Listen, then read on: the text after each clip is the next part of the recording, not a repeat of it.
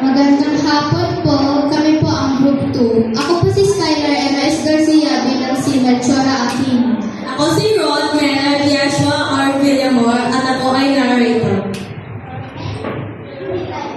Ako si Harris Isa Sugalaw bilang Katipunera 2. Ako si Vince Lawrence Victores bilang katipunero.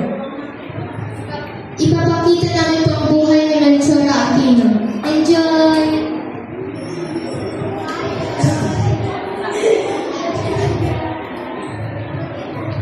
Alam niyo ba kung sino si Melchora Aquino? Siya si Tangtang Sora. Hindi siya napag-aral pero napakatalino at napakasipag niya.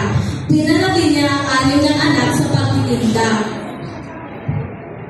Ay, salamat at maayos ang aking tindahan ngayon. Kahit matanda na ako, kailangan ko magsumikap para sa aking mga pamilya at sa aking kababayan.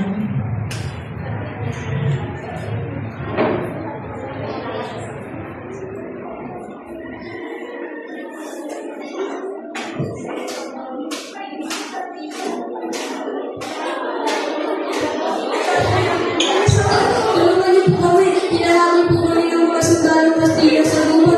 Tulungan niyo po kami dahil po namin sundalo.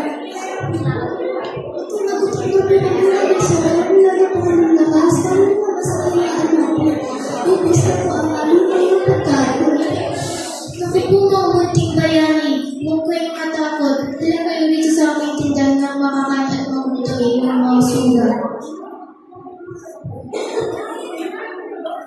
Nakakawa kayo, nakakawa ang ating bayan.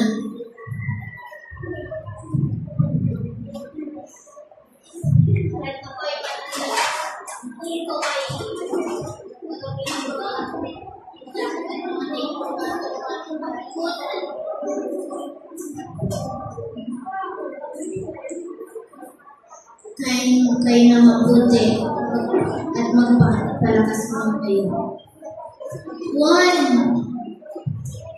One yung mainom. One.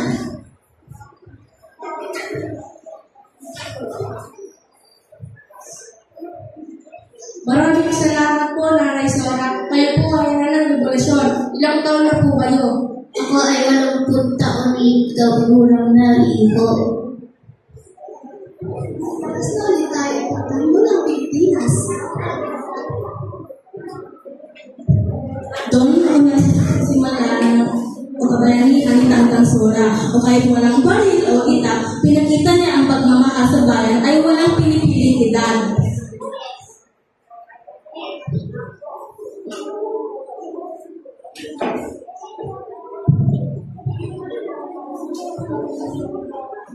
Si Melchora Aquino o Tangtang Sora ay isinilang sa Balintawak noong January 6, 1812. Ikinasal siya kay Fulgencio Ramos at nagkaroon ng 6 na anak. Na mag-isa niyang pinalaki ng maagang namatay ang kanyang asawa. Nagtinda siya ng iba't ibang produkto para sa ikabubuhay niyang pamilya. Noong siya ay 84 na taong gulang na, sumiklab ang revolusyon laban sa mga Espanyol. Nakita ng mga lapis ng pang-aapi ng mga Kastila sa Pilipino. Dito nabuhay ang kanyang damdaming makabayan sa kabila ng katandaan. Kahit kaunti lang ang kanyang kinikita sa pagtitinda, hindi siya nagdalawang isip tumulong. Buong puso natin doon ang mga katipunero sa pamamagitan ng pagpapagayat at pag-aalaga sa mga nasagatan dahil sa kanyang tindahan. Sinagpag nila ang pasikreto ang ibang pagpapagayat ng mga dahil ito ay tansagan sa lapinan ng katapunan.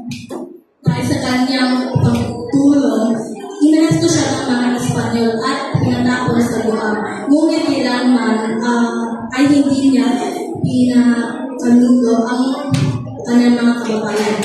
Nakabalik siya sa Pilipinas at pumanaw sa edad na 107. Pinatunayan niya na hindi hadlang ang edad o anumang pagsubok para maging isang tunay na bayani. Maraming salamat.